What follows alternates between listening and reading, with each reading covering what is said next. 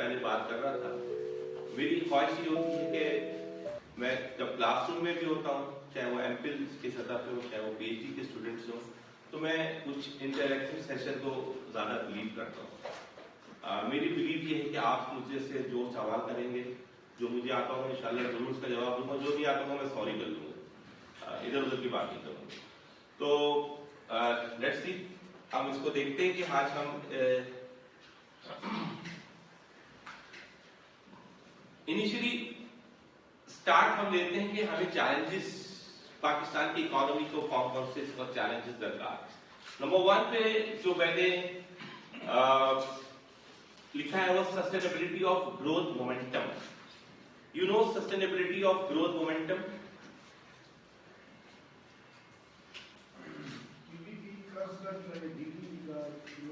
GDP जिसको कहते हैं हम इकोनॉमिक्स में, वो उसकी जो ग्रोथ है वो एक सस्टेनेबल एग्जैक्ट इट मीन कि जीडीपी ग्रोथ जो है वो बेसिकली क्या हो, ग्रोथ मोमेंटम सस्टेनेबिलिटी, सस्टेन हो।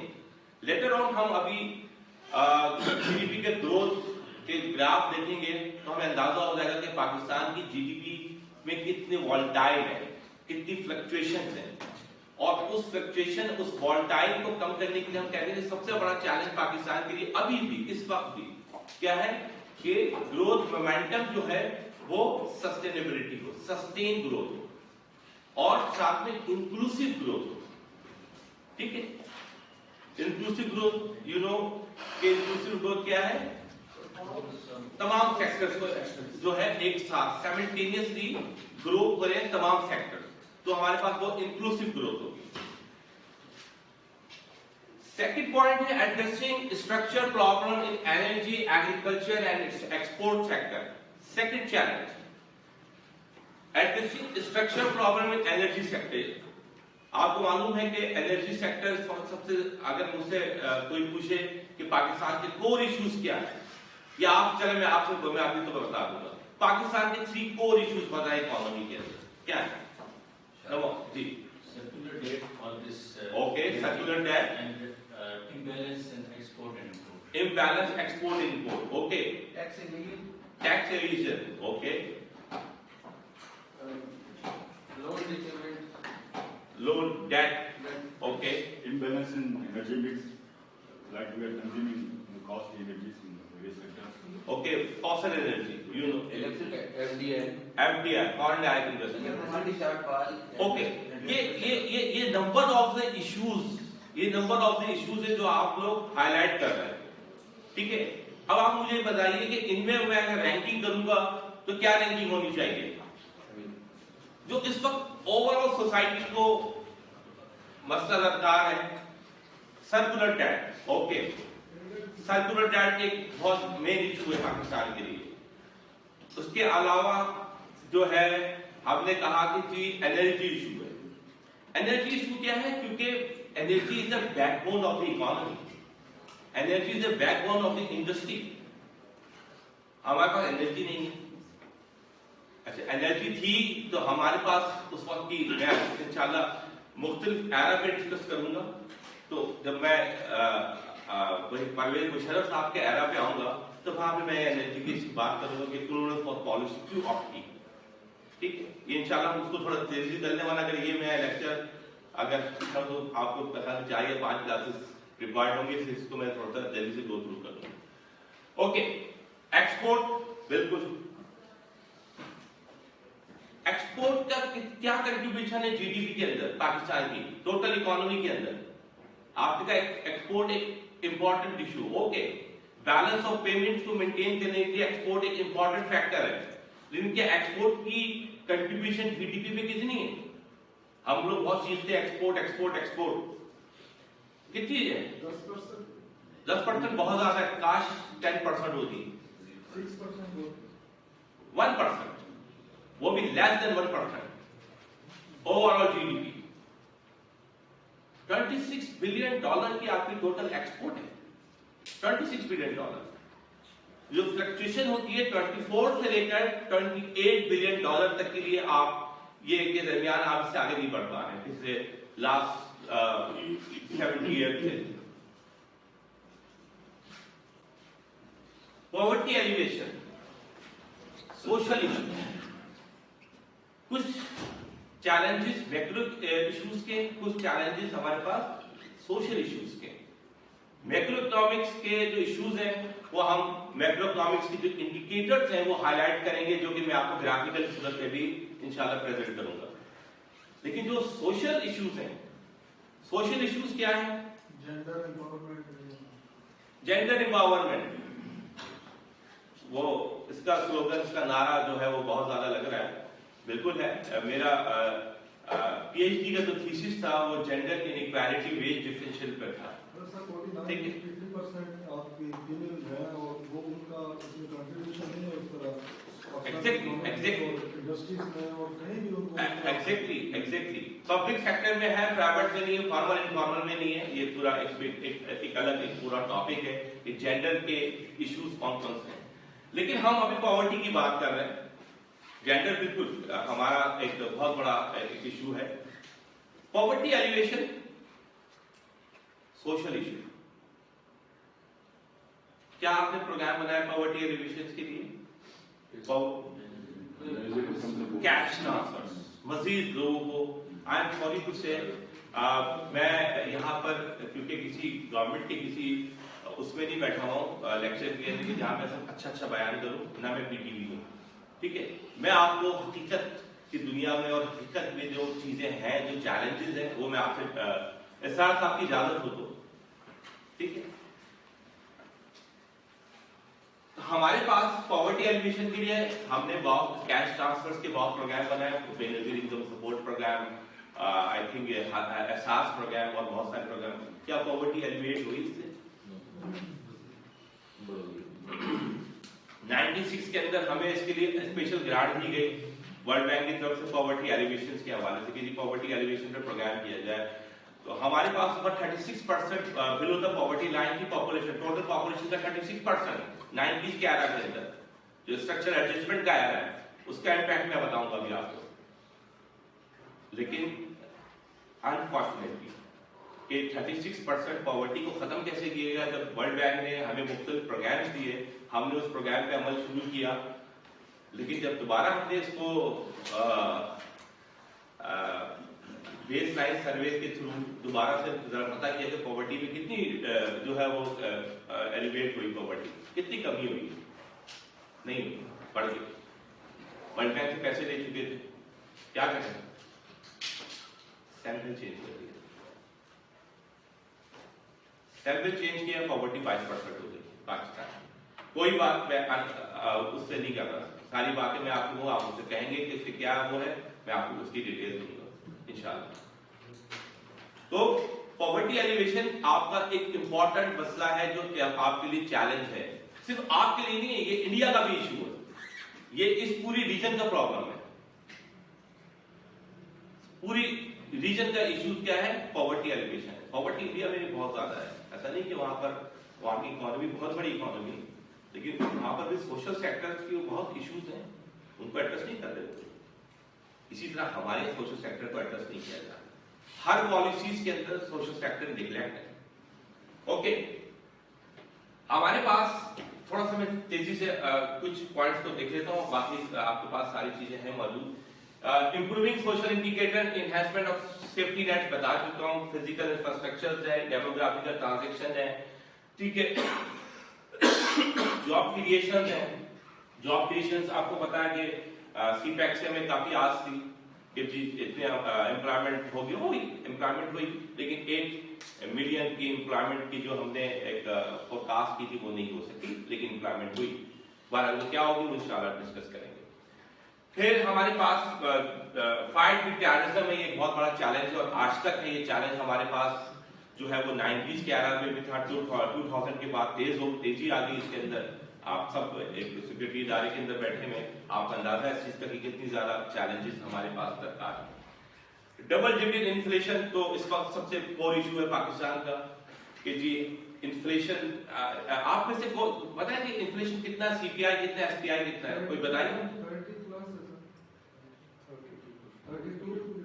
30+ जो है वो सीपीआई है, ये एसपीआई है। सीपीआई कंज्यूमर प्राइस इंडेक्स जिसके अंदर 950 कमोडिटीज की बास्केट है, जबकि एसपीआई जो है वो सेंसिटिव प्राइस इंडेक्स जिसकी बास्केट ऑफ गुड्स 52 है, जो कि सिर्फ फूड आइटम्स है, ठीक है। और एसपीआई 50 तक चला गया था। ये इंडिपेंडेंट इकोनॉमिस्ट और मुख्तलिफ इदारों की कैलकुलेशन से जो एसपीआई है वो 50 से अबव जा चुका था, लेकिन हमने उसको जो एसपीआई को वो किया, मेरी नईम मुजफ्फर साहब से बात हुई जो ब्यूरो ऑफ स्टैटिस्टिक्स के head chief of the statisticians हैं, हमारे बहुत अच्छे दोस्तों में से भी हैं, लास्ट टाइम हमारे पास आए थे, तो मैंने उनसे काफी डिबेट हुई इस मामले में। उन्होंने मेरी बात से इनकार किया। मैंने कहा जी सीपीआई जो है वो 40 अबव है, वो कह रहे नहीं 40 अबव नहीं था, 38 पे लास्ट गया था, और हमने मार्केट से लिया था सारी चीजें। और एसपीआई भी जो 52 कमोडिटीज है, फूड कमोडिटीज है, वो भी तकरीबन ऑलमोस्ट वो कह रहे हैं 40-42% से ज्यादा नहीं है। हम उन्हीं की बात मान लेते हैं, bureau of statistics government of Pakistan के स्टैटिस्टिक्स का डिपार्टमेंट है जी। सर इसमें हम लोग ने यहाँ पे जब हम मिलने थे तो गए थे ब्यूरो ऑफ स्टैटिस्टिक्स में, तो वो कह रहे थे जो वफाक की ब्यूरो ऑफ स्टैटिस्टिक्स है वो मार्केट में जाते तो वो कहते हैं कि ये आलू का रेट क्या है, तो जैसे हमारे यहाँ मार्केटिंग का टूल होता है वो कहते हैं 150 है, तो वो 150 लिख लेते हैं एग्जैक्टली, करके 150 नहीं बेचते, 120 तक भी बेचते हैं, तो वो उसकी वजह से भी जो वफाक की ब्यूरो ऑफ स्टैटिस्टिक्स ज्यादा वो हो रही है। देखिए उसमें एक इशू और भी जो मेरी बात हुई, वो सिर्फ आई थिंक 8 या 6 मार्केट से वो लेते हैं पूरे पाकिस्तान से, उनके पास से 6 या 8 मार्केट्स हैं, जबकि उनको मार्केट्स को बढ़ाना चाहिए एसपीआई के उसको वो करने के लिए। खासतौर पे एसपीआई की बात, तो सीपीआई की कैलकुलेशन ईयरली होती है, लेकिन हम उसको जो है वो बेसिकली फोरकास्ट कर सकते हैं मंथली बेसिस के ऊपर, लेकिन वो ईयरली होती है। एसपीआई की वीकली या फोर्टनाइटली होती है या मंथली होती है, खासतौर पे एसपीआई की, जिसमें हमारे पास सिर्फ फूड कमोडिटीज होती है। ठीक है जी। इन्फ्लेशन इस वक्त कोर इशू पाकिस्तान की इकोनॉमी का हमारे लिए सबसे बड़ा चैलेंज जो है, इन्फ्लेशन को किस तरह कंट्रोल कर सकें, sustainability of the economy growth को किस तरह हम लेके जा सकते हैं। जी सर, ये जो उन्होंने अभी बात की आलू और ये वेजिटेबल प्राइस, 2 टाइप की होती है। एक होता है जो आप मंडी में आके वहाँ गवर्नमेंट की हमारा था, हर असिस्टेंट कमिश्नर वहाँ जाता है अभी, और वहाँ जो प्राइस निकलती हैं वो फिर मार्केट में आके ऑलमोस्ट जो है उसमें 15% ट्रांसपोर्टेशन कॉस्ट उसमें उधर की है। नहीं सर, वो ज्यादा कर लेते हैं। मैं सिर्फ क्वेश्चन मेरा ये था, जो इकोनॉमी की हम बात कर रहे हैं, ये जो डाटा कलेक्ट किया जाता है, तो डाटा तो फिर आपको इनिशियल स्टेज से लेना चाहिए ना, कि वहां से आप लें जिस वक्त गवर्नमेंट ने मार्केट के अंदर एक आपको प्राइस फिक्सेशन का एक अपना लॉ अडॉप्ट किया हुआ है, उस पर आप 10% करके उसको आप एवेलुएट कर सकते हैं। लेकिन अगर ऐसे मार्केट में आप जाके, फॉर एग्जांपल गुलशन की मार्केट कुछ और होती है यहाँ पर, और डिफेंस में कुछ और होता है, तो उस तरह अगर आप डाटा लेते हैं तो हाउ कैन यू जज द डाटा? ऑलमोस्ट जितनी भी फूड आइटम्स की मार्केट है, खासतौर पे वेजिटेबल मार्केट, फ्रूट्स मार्केट्स या आपकी मीट्स की जो मार्केट्स है, वो ज्यादा परफेक्ट कंपटीशन होती है। तो उसके अंदर क्या होता है, कंपिटिटिव मार्केट होती है, तो उसके अंदर तो प्राइस जो है वो प्राइस टेकर जो है वो खुद मंडी होती है। जो आप जिसकी बात कर रहे हैं वो बेसिकली प्राइस का तयन वो करते हैं, वो नहीं करते। अच्छा, अब आपने कहा कि जी उसने इतने में दिया, ठीक है, होलसेल प्राइस के अंदर उसने दिया, तो यहाँ पर हमारे पास 2 चीजें आ जाती हैं। आई थिंक आपने अगर एसपीआई को देखा होगा तो उसमें होल प्राइस इंडेक्स भी होता है और रिटेलर प्राइस का भी होता है। तो जो वो लोग मार्केट से ले रहे हैं, जो हम एसपीआई कैलकुलेट कर रहे हैं, वो रिटेलर की ले रहे हैं, ठीक है, रिटेलर की लेने का। अच्छा, आप रिटेलर की ले रहे हैं, बेसिकली ये मैकेनिज्म, ये तमाम मॉडल जो है वो ब्यूरो ऑफ स्टैटिस्टिक्स का, उस पर डिबेट की जा सकती है। इस पर हमारी भी बहुत सारी रिजर्वेशन थी, जो कि मैंने नईम मुजफ्फर साहब से भी शेयर की उससे। ओके जी। लोग प्राइवेट इन्वेस्टमेंट, जो कि अभी आप में से किसी ने एफडीआई की तरफ इजाफा किया कि एफडीआई जो है वो एक इंपॉर्टेंट चैलेंज है पाकिस्तान के लिए, वो है foreign direct investment. Foreign direct investment 2 चीजों से जुड़ी है, आपकी फॉरेन पॉलिसी के साथ और आपकी फाइट विद टेररिज्म जो है, ये जो आप कहेंगे कि स्टेबिलिटी कितनी है मुल्क के अंदर, इकोनॉमी के अंदर स्टेबिलिटी है, तो डेफिनेटली आपकी जो फॉरेन डायरेक्ट इन्वेस्टमेंट है वो बहुत तेजी के साथ होगी। अगर स्टेबिलिटी नहीं है मुल्क के अंदर तो कोई इन्वेस्टमेंट करने पाकिस्तान नहीं आएगा। दूसरी बात, fluctuation of the foreign exchange rates उसको कैसे मेंटेन करना है, आपने कितनी उनको लेवरेज दी है, फॉरेन डायरेक्ट इन्वेस्टमेंट जो एफडीआई में हमारे हम जो पाकिस्तान के लिए एक अच्छा माहौल ये है कि अगर पाकिस्तान में स्टेबिलिटी आ जाए तो हमारी जो इन्वेस्टमेंट रिजीम है वो बहुत ज्यादा लिबरल है। लिबरल इन्वेस्टमेंट रिजीम से मतलब यह है कि मैंने आज पाकिस्तान में किसी जगह इन्वेस्ट किया और मुझे समझ में नहीं आया, मैंने अपने पूरा पैसा और अपनी सारी चीज उठाया, अगले दिन वापस चला गया, मुझ पे कोई शराइत नहीं कि आपने इतना अरसे तक रुकना है, इतना अरसे तक पैसे को रखना है, इतना आपने पेनल्टी देनी है, कुछ नहीं। तो ये हमारे पास जो इन्वेस्टमेंट पॉइंट ऑफ व्यू से लिबरल है, पाकिस्तान के लिबरल रिजीम हम कह सकते हैं इसको फॉरेन डायरेक्ट इन्वेस्टमेंट पे। ओके, वर्ल्ड वाइड रिसेशन इसका आपने अंदाजा जो लगाया यूक्रेन और रशिया वार की वजह से, और इस वक्त मिडल ईस्ट जो इस वक्त हमारे पास जो इस वक्त कॉन्फ्लिक्ट है इजराइल एंड पैलेस्टीन का, इसका impact overall food securities, food issues के ऊपर के साथ साथ एनर्जी के ऊपर पड़ता है, खासतौर पर पेट्रोलियम उसके ऊपर मार्केट पे। लेकिन इस वक्त मिडल ईस्ट के इस इशू के ऊपर इंटरनेशनल मार्केट पे कोई ज्यादा खास चेंज नहीं आया, बल्कि अभी ग्रेजुअली वो कमी की तरफ जा रही है। लेकिन जो हमारे पास सबसे बड़ा इशू यूक्रेन वॉर पे था, जिसके ऊपर इंटरनेशनल मार्केट बहुत ज्यादा हाई हुई, उसकी वजह से आपकी ऑयल प्राइसेस बढ़ी, ऑयल प्राइसेस बढ़ी। देखिए, जो हमारे पास इन्फ्लेशन के जो फैक्टर्स होते हैं, कुछ हमारे पास, और इकोनॉमी के अंदर भी कुछ हमारे पास इंटरनल फैक्टर्स हैं, कुछ हमारे पास एक्सटर्नल फैक्टर्स हैं। कुछ एक्सटर्नल हमारे पास जो फैक्टर्स होते हैं, उसके अंदर हमारे पास जो दुनिया में वर्ल्ड वाइड रिसेशन आ रहा है, जो वॉर हो गई, जो उसका इम्पैक्ट, एडवर्स इम्पैक्ट आपकी इकोनॉमी पे आ रहा है, इसको हम कहते हैं एक्सटर्नल शॉक्स इकोनॉमी के अंदर। पर पाकिस्तान के अंदर मैं फिर आपसे कहूंगा कि जी कुछ चीजें ऐसी हैं कि जो हम कह सकते हैं कि ब्लेसिंग तो नहीं है, अच्छी चीज नहीं है। जैसे हम कहते हैं जी informal economy, informal economy Pakistan के अंदर इसका जो साइज है वो ऑलमोस्ट 65% है। टोटल इकोनॉमी का 65% इनफॉर्मल इकोनॉमी है। इनफॉर्मल इकोनॉमी अनरजिस्टर्ड इकोनॉमी, ठीक है। आईएमएफ की पिछले काफी अर्से से जो कंडीशनैलिटीज है कि आपने अपनी इकोनॉमी को रजिस्टर्ड पे लेके आना है। अच्छा, उसकी एक पॉइंट जो है, बीइंग अ इकोनॉमिस्ट, मुझे इससे एग्री नहीं करना चाहिए, लेकिन बहरहाल एक चीज है कि जब आपके पास एक्सटर्नल शॉक्स आते हैं, कोई फाइनेंशियल क्रंच आता है दुनिया में, अमेरिका में और दूसरी जगहों पर, उस फाइनेंशियल क्रंच में जब पाकिस्तान के पास जब एक्सटर्नल शॉक्स आता है, तो ये जो हमारे पास इनफॉर्मल इकोनॉमी है, ये एब्जॉर्बर का काम अंजाम देती है और उसका इम्पैक्ट इतना आपकी इकोनॉमी पे नहीं आता। अगर उसका इम्पैक्ट आपके ऊपर आता तो आपकी बहुत सी चीजें बहुत ज्यादा हाई हो जाती। ये एक अलग डिबेट है।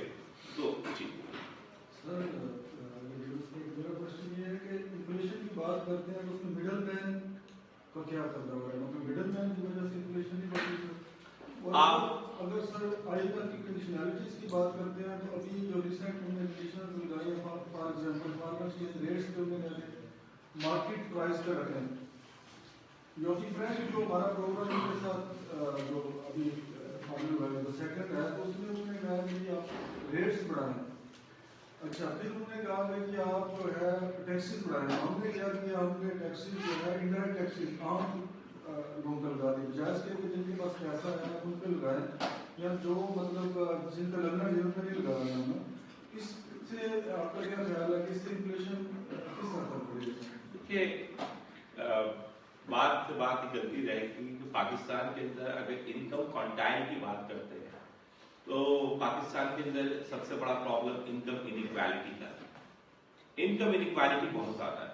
जो हमारे पास लेस देन 5% लोग हैं, जिसको हम एलिट कहते हैं, जिनको हम कहते हैं कि पाकिस्तान की जितनी पब्लिक पॉलिसीज बनती है वो उनके हिसाब से बनती है, मासिस के हिसाब से नहीं बनती, आई एम सॉरी टू से।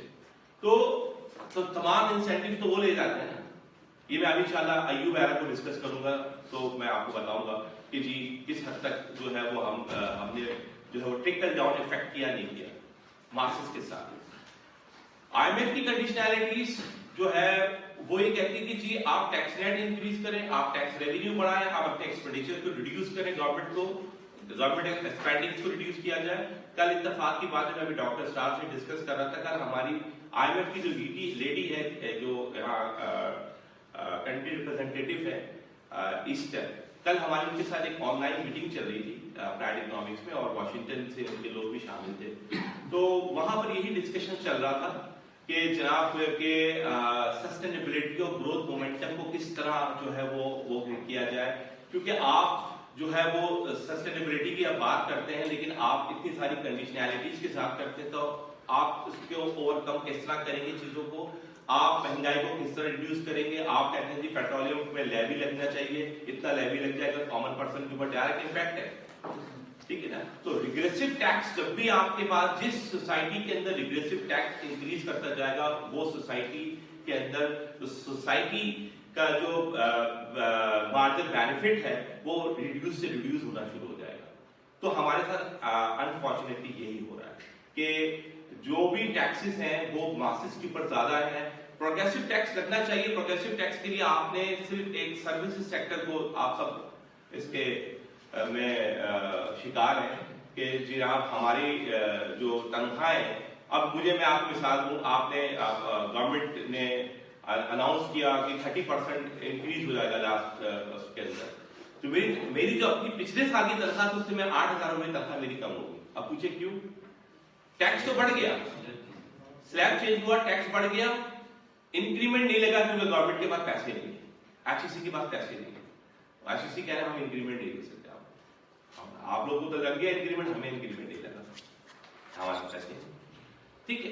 तो लेकिन टैक्स इंसिडेंट्स और टैक्स रेट जो है वो इंक्रीज हुआ, आपकी सैलरी पे डायरेक्ट इंपैक्ट आया। तो ये चीजें हैं, बाहर इसको हम आगे डिस्कस करते हैं। मैं थोड़ा सा जल्दी आगे बढ़ जाता हूं क्योंकि अभी हम सिर्फ पहले इसके ऊपर हैं। Foreign debt burden,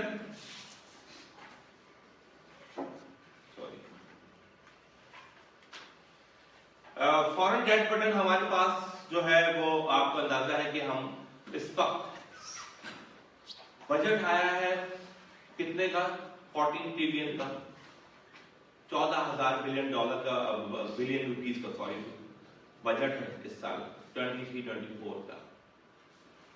can you imagine कि इस बजट के अंदर 700 बिलियन रुपीस सिर्फ फॉरेन डेट सर्विसेज के जा रहे हैं। प्रिंसिपल अमाउंट की बात नहीं कर रहा मैं, सिर्फ डेट सर्विसेज, आधा बजट आपका सिर्फ डेट सर्विसेज में दी जा रहा है, और आधा बजट जो है उसमें आपने स्पेंडिंग भी करनी है। मैं तो अमूमन कहता हूं कि जो लोग कहते हैं कि जी अमूमन लोग क्रिटिसाइज करते हैं कि जनाब डिफेंस का बजट में कमी क्यों नहीं होती, या डिफेंस का बजट जो है वो कट डाउन क्यों नहीं हो रहा होता। अगर रियल टर्म में देखें तो इस दफा डिफेंस का बजट भी कम हो गया, रियल टर्म, एब्सोल्यूट उसकी बात नहीं कर रहा, रियल टर्म की बात कर रहा हूं। बजट जो है वो रिड्यूस हो गया। क्यों? क्योंकि आप ये देखिए कि सिर्फ आप 7,000 बिलियन रुपीस जो है वो सिर्फ डेट सर्विसेज ही देंगे, रिमेनिंग में 7,000 बचा। उस 7,000 में आपने गवर्नमेंट ने स्पेंडिंग भी करनी है, गवर्नमेंट ने सारी चीजें चलानी है। कैसे? आपने इंशाल्लाह भी मैं बताऊंगा कि जो टैक्स रेवेन्यू था उसका फोकस लास्ट ईयर तक तो था, पहले 4,000 बिलियन रुपीस था, फिर 5 आया, फिर 6 का उन्होंने टारगेट रखा, अब 900 का रखा है, 9,000 का सॉरी। तो अब 9,000 का आप सिर्फ टैक्स को रखेंगे तो कहां से सोशल सेक्टर प्रोटेक्ट होगा, कहां से इन्फ्लेशन जो है वो रिड्यूस होगा, ये एक अलग डिबेट है। ओके, ये हमने थोड़े से चैलेंजेस की बात की, और भी बहुत से चैलेंजेस हैं जिसको हम हाईलाइट किया जा सकता है। कुछ स्ट्रेंथ की भी बात कर लेते हैं कि हमारी स्ट्रेंथ कितनी है। ठीक है, मैं उसकी बात नहीं कर रहा, हमारे पास मिनरल्स हैं, हमारे पास सॉल्ट है, हमारे पास और दूसरे मिनरल्स है, बलूचिस्तान हुआ चाहे हमारे पास दूसरी और जगहों पर, वो एक अलग इश्यूज है। हम सबसे बड़ी बात करते हैं कि जियो पॉलिटिकल पोजिशन हमारी ग्लोबली, आपने देखा कि अगर हम पाकिस्तान जो कि जो लोकेशन है हमारी, वो अगर आप कॉरिडोर की बात करें, राजधानी की बात करें, तो आप देखेंगे पूरी दुनिया से हम खासतौर पे एशिया के मुख्तलिफ उससे हम कनेक्ट किया जा सकता है, जिसमें हम अफगानिस्तान के थ्रू सेंट्रल एशियन कंट्रीज को कनेक्ट कर रहे हैं, ईरान के थ्रू टर्की और यूरोप की तरफ हम कर सकते हैं, रीजनल कंट्रीज के साथ हमारे पास और भी सारे ऑप्शंस हैं। तो जियो लोकेशन हमारी सबसे इंपॉर्टेंट है और हमेशा से अमेरिका के लिए हमारी जियो लोकेशन सबसे इंपॉर्टेंट है। बिल्कुल अर्ली 50s से अमेरिका को अंदाजा था कि ये जो लोकेशन है इनकी, इससे हम फायदा उठा सकते हैं और उन्होंने उठाया और हमने उठाने भी दिया। सॉरी टू से एक जुमला मैं हमेशा क्लास में बोलता हूँ, अगर इजाजत हो तो मैं यहाँ भी बोल दूँ। हमने मुल्क में अपने मुल्क को हमेशा से रेंट आउट किया है। अमूमन आपने देखा होगा जब आप किसी शहर के जा रहे होते तो बड़े बड़े बोर्ड लगे होते और वो लोग किसी न किसी कम्युनिटी के लिए होते, तो वो जब रेंट आउट होते तो वैकेंट का बोर्ड लगा होता है, फोन नंबर दिया होता है। हमने भी ऐसे किया है। अगर पुराने जमाने में चले जाएं तो शहरों के दरवाजे होते थे, अगर हमारे भी मुल्क में दरवाजा होता तो हम लिखा होता है रेंट के लिए दस्तयाब है, रेंट पे करें, जो काम आपने कराना है हमसे काम कराना। सॉरी टू से ये हमारी पॉलिसी पिछले 75 साल से, जिसका खमियाजा हमें भुगतना पड़ रहा है बहुत सारी चीजों के अंदर। ज्यादा आगे नहीं बात करूंगा। Okay, large strong large population base with the potential to be the sizeable market. Overall 39% of the population, total population आपकी कौन सी है? जो के यूथ है। ये पाकिस्तान की सबसे बड़ी स्ट्रेंथ है। ये स्ट्रेंथ चाइना के पास भी नहीं है, ये स्ट्रेंथ जो है वो इंडिया के पास भी नहीं है, ये स्ट्रेंथ और रीजनल कंट्रीज के पास नहीं, जो ये स्ट्रेंथ आपके पास है। 39 to 40% टोटल पॉपुलेशन जो है वो यूथ के ऊपर। अब आपका काम है कि यूथ को किस तरह आपने यूटिलाइज करना है। मिड टर्म डेवलपमेंट फ्रेमवर्क जो है वो बेसिकली ये स्ट्रेंथ तो आपकी क्या है कि इस पे तो हम काम नाकाम हो गए। IMF stabilization stand by arrangement है।